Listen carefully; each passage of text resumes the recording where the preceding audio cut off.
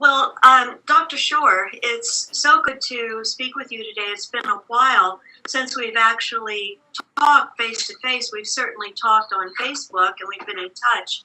I was thinking the last time that I saw you, you were at our annual RDI convention and you had just written the book, Beyond the Wall. Can you tell us a little bit about that book and purpose in writing it? Oh, sure. I wrote Beyond the Wall as an autobiography, and my goal in this autobiography was to use that style of writing, the autobiographical style of writing, in which to address the challenges of educating individuals with autism. I also talk about sensory issues, giving music lessons to children with autism, and also I address the importance of addressing the challenges of successful transition to adulthood in the areas of employment, continuing education, relationships, housing, and everything else. And so was that, I believe that was the first book you wrote, but since then you've written several other books. What other books have you written? Well, my next book was Self-advocacy, and in particular, self-advocacy for those of us on the autism spectrum, because I noticed that there was very little conversation about self-advocacy and even less education on teaching us how to advocate. And so what I did is I asked 5 of my colleagues, all who have autism, how are we going to best advocate for ourselves in a way that is effective and other people can understand and provide supports. And so I'm sure people will buy your book because I'm familiar with your writing and I know that it's not only informative, it's easily read. Would you mind giving us a summary overview of what you think is important when you're when you are an advocate for yourself? Well, I think the most important thing is that it starts with self-awareness, and that builds a foundation that leads to the ability to successfully advocate. And what that means is understanding what autism means to that individual on the autism spectrum. So knowing what those sensory sensitivities are and how to address them. Knowing, for example, different styles of cognition. For example, somebody on the autism spectrum may have difficulty processing and remembering long strings of verbal information. And if we realize that and are able to say, for example, to our supervisor at work, you know, I'll be much more successful if you give me a chance to write these instructions down, or perhaps could I borrow the manual, or a sneaky way to go about it is, could you email me these instructions? So it's 1, advocating, I do better when. 2, providing the accommodation, because who knows best what we need? That's us. And then 3, communicating that in a way that the other person can understand and provide those accommodations. And as part of the advocacy effort, there's also, you have to give the reason why. And that's where disclosure comes in. And the question is, how are we going to tell somebody that we're on the autism spectrum? And it may be that we provide a partial disclosure. Well, gee, these fluorescent lights, I must have sensitive eyes. They really hurt my eyes. And if I can move over to this other part of the office that uses a different type of lighting, that would be a great help. So that would be a partial disclosure. And sometimes a full disclosure is warranted in mentioning the diagnosis. I'm struck, Dr. Shore, about something that has been in the back of my mind for a while. And what you're saying is so specific to individuals. It's not a one-size-fits-all. Oh, that is so correct. The autism spectrum is wide, it's deep, it's incredibly diverse. The diversity that we find within the autism spectrum is at least as great as we find in the general population. That said, we do have a certain number of characteristics in common. That's why we can lead to a group or category or diagnosis, you might say. However, within that diagnosis, it's important not to get a hardening of the categories, you might say. And when you talk about the complexities and the differences of people who are on the autism spectrum, I was struck by what you were saying in terms of advocating for yourself, because everything you said would be perfect for someone to say who's not on the spectrum. Yeah, that's correct. To say, that I have a sensitivity to the light, I'd like to move over to that part of the room. So that's the partial disclosure. And so it struck me how the advice you're giving is really not just for people on the spectrum. It's good advice. Well, what I'm finding more and more is that what is good for people with autism tends to be good for everybody else. So while we're talking about lights, research suggests that everybody's productivity suffers under fluorescent lighting. For people with autism, it's to a much greater degree. So if we use a different type of lighting, everyone's going to benefit to some degree, and those with autism to a much greater degree. And we can see that with various types of academic accommodations we see in school, physical accommodations. For example, access ramps were thought to be this expensive add-on for just a few people with mobility impairments.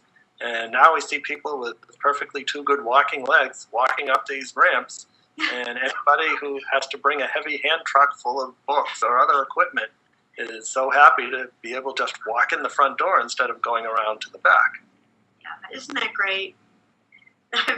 That is so true.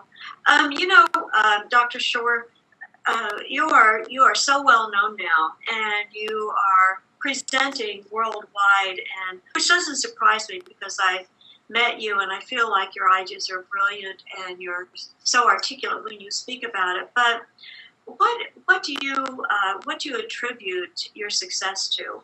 Because a lot of people on the spectrum would love to achieve what you've achieved, but I'm assuming that either their backgrounds are different or and maybe even their interests are different. But what's the trajectory you've been on? Well, I think that it all starts with the parents. And it was my parents who, after I got hit with the autism bomb, you might say at 18 months when I lost functional communication, had meltdowns and was a pretty severely autistic child. And at 2.5, it took them a year to find a place for diagnosis. And fortunately, they refuted the professionals' recommendations for institutionalization. Professionals who said they had never seen a child who was so sick. And instead, like we see so many parents today, they advocated on my behalf. My parents accepted me for who I was, but at the same time realized that there were many challenges to be overcome if I were to lead a fulfilling and productive life. And so it was my parents who provided what we would today refer to as an intensive home-based early intervention program, emphasizing music, movement, sensory integration, narration, imitation, and in today's terms, it would be considered as closely aligned to some of the developmental approaches that we see today. And I include RDI in one of those approaches. Yes, I remember speaking with you when we were at a reception for that was hosted by Jessica Kingsley, and at that time we were really trying to understand how to not replicate typical development, but how to use it as a guide to get people back on track. And so you were very helpful for us at that point in our development of RDI and helping us think about that. So we've always been very appreciative to you because of that. Oh, well, I'm honored to play a part in the development of what is a fascinating and very helpful approach. Tell me what you've been up to. I know I see you on Facebook and you're all over the world. Is there any place you haven't been? Well, yeah, there's about 165 countries left for me to go to. And you'll be going to those all next year? All next year. Well, maybe not all of them, but right now the count is up to 31. Next week I'll be heading over to Saudi Arabia to present in Riyadh. I'll throw a couple of other countries into the list. Russia, the Ukraine will be coming up, and also Qatar and a number of other places, and as well as the United States. I've got 4 states left in which to give a presentation on autism with. Okay, so what are those 4 states? We're going to get you into those 4 states as a result of this interview. All right, there we go. Well, there's Montana, Idaho, Wyoming, and Mississippi. Mississippi, wow. Okay, Montana, Idaho, Wyoming, and Mississippi. You Those got for it. all of our readers from those places.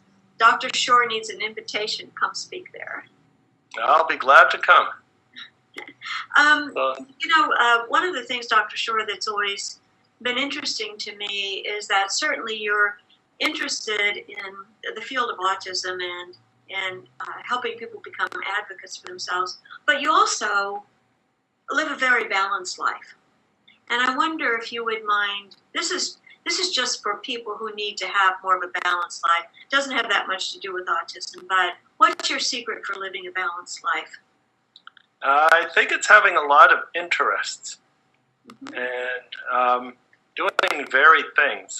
And speaking of leading a balanced life, what I do is I divide my time between teaching at Adelphi University, so developing curriculum and teaching courses mostly on autism and special education in general, researching into this subject as a professor. I also travel around the world, as we had just talked about, giving workshops, consultations, and presentations on autism. There's also writing books and articles in newsletters and journals. And in my free time, I give music lessons to children with autism. So that's pretty much what keeps me busy. Yes, and I know that your wife is also a musician. Do the two of you play together? Yeah, that's right. She's a musician, and having a significant other in one's life, whether it's a partner or a wife or whomever, that can also be helpful in leading a balanced life. And we do share music in common, and sometimes we do play together, and it's very enjoyable.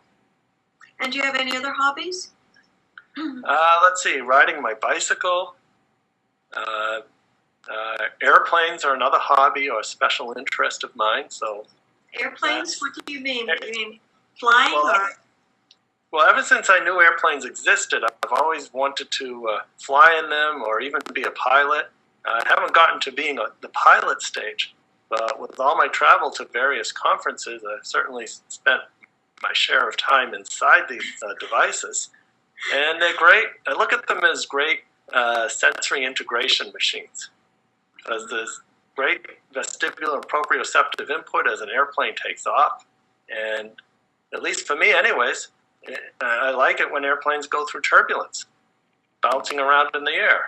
I tend to be hypo or undersensitive in the vestibular and proprioceptive sense. So that works out really well. So as I'm looking at the wings of the plane just flapping as the plane is bouncing around in the air, I'm having a grand old time.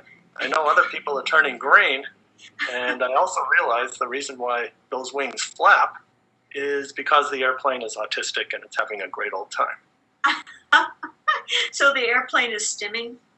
It's stimming, that's right. It's engaging in a physical stim.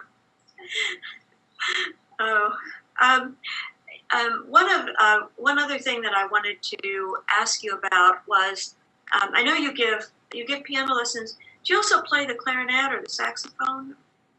A little bit. I play most instruments to a greater or lesser degree. I remember in middle school when I discovered the band room. I was being a musician. Discovering the band room opened a whole world to me, because now I had a structured activity to mediate my interactions with other students.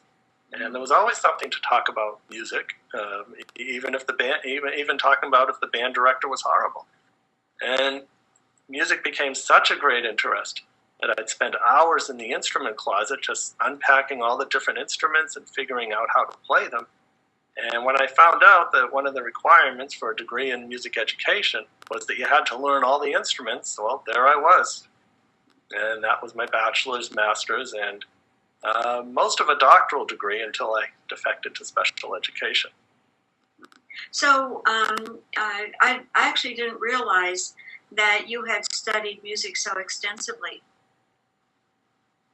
Oh yeah, and it was, I love music, and that's why I started out studying music. And the reason why I shifted to special education was that by the time I got to the doctoral degree, I was having a real difficult time with a certain part of the doctoral comprehensive exams, and that was with romantic music. And it was at that point when I began to wonder, is there something from my history with autism that is affecting me now? So, like a good little boy, I went and got a neuropsychological exam, which indeed indicated that this autism thing was not all done. It was still continuing.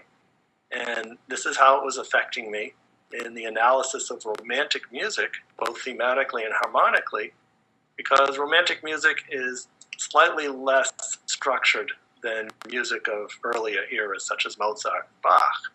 And it wasn't a question of disliking the music. Romantic music is some of my favorite type of music to listen to, but I would get lost as the boundaries or the borders that signified certain things about the music became a little bit porous. And that is what was giving me difficulties in particular. And it was at that point where autism was becoming much more interesting to me. And I felt that defecting over to the School of Education and studying that more intensively was the way to go. And I guess it was, because I got my degree and then ended up as a professor of special education. So you would prefer music from the Baroque or classical period? No, I actually like music of the Romantic era. It's just a matter of being able to, I guess, verbalize the different components or the structure, whether it's harmonic or thematic. So for those of us who are musicians here, taking a C chord and popping a B flat on top of it, well, that would tell me it's a C7, and that would lead to an F. Well, that's okay in the key of C. Well, what if there was a D on top of that? Maybe what if there was an F on top of that? And then how do you determine, out of this mess of 6 notes, which ones are more important? And what do you call that chord? Is it a C-E-G chord? Is it a G-B-D chord, which would be a 5 chord or a dominant chord in the key of C? And although it sounds pretty easy as I explain it, that was a real mystery in terms of determining whether it was one or the other at that time. Yeah,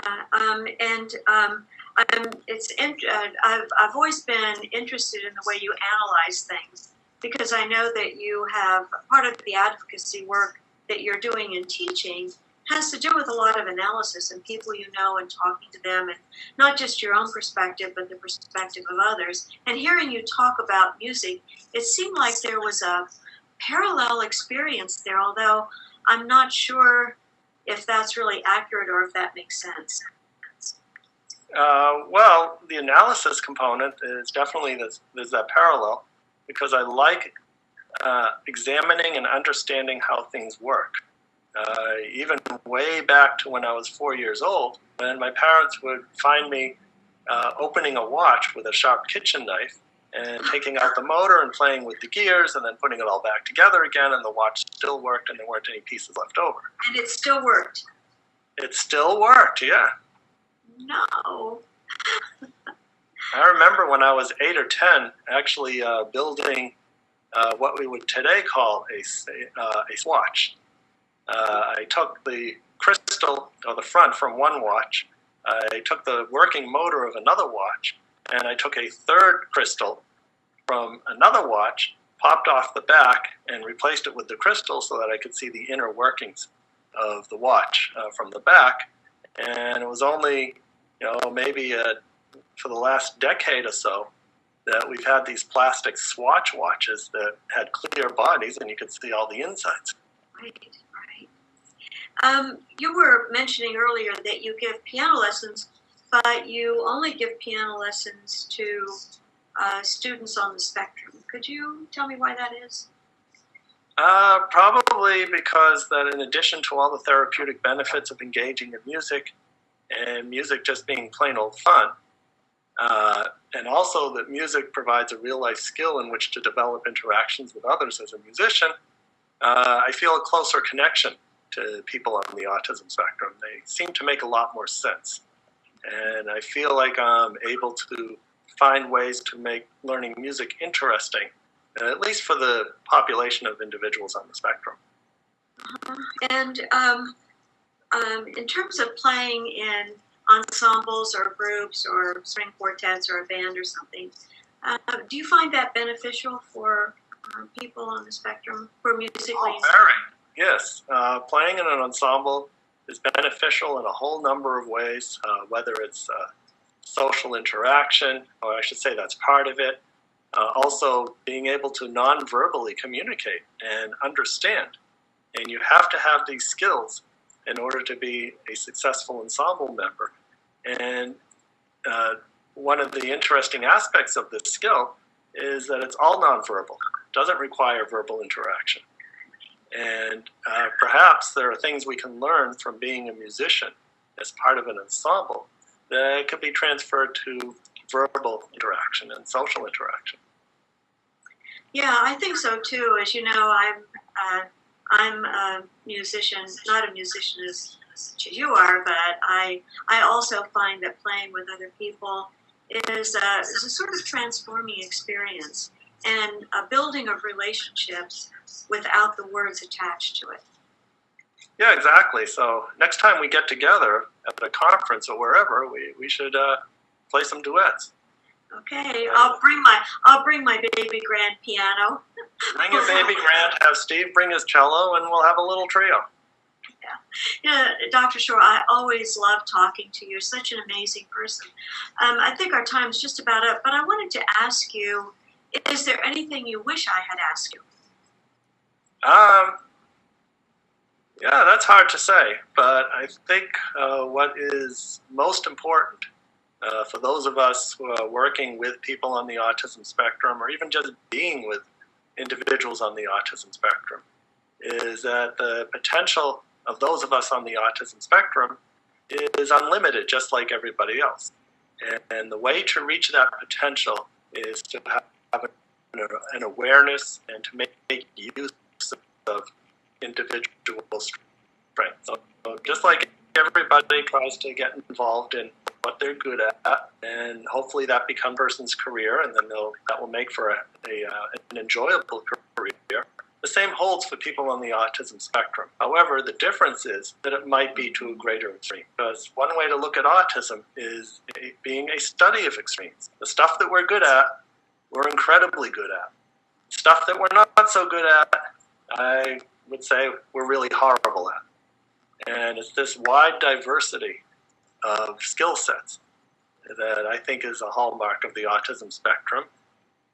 And if whatever we can do to move away from what I call the deficit model of diagnosis and treatment, and that is worrying about all the things that we can't do, let's take a look at what people with autism can do and work to build on those. And at the same time, understanding that there certainly are challenges to having autism. If these challenges weren't significant, we wouldn't be all here trying to figure them out. So we do have to address them, but we also have to be aware of the strengths. Well, it's always wonderful talking to you, and as always, it's a pleasure, and I look forward to jamming with on our instruments the next time we get together. Thank you so much for spending the afternoon with me. I hope you enjoy Saudi Arabia, and we're looking forward to Idaho, Montana, Wisconsin, and Mississippi in your future. You mean Wyoming, but anyways, Wyoming. Yeah, I'll go to Wisconsin again. Wisconsin. You know what? I meant Wyoming. But right. Wisconsin too. Let's go to the W states. That sounds good to me. Okay. It's been a pleasure. You have a good day, and it's good talking to you. Thanks, and you too.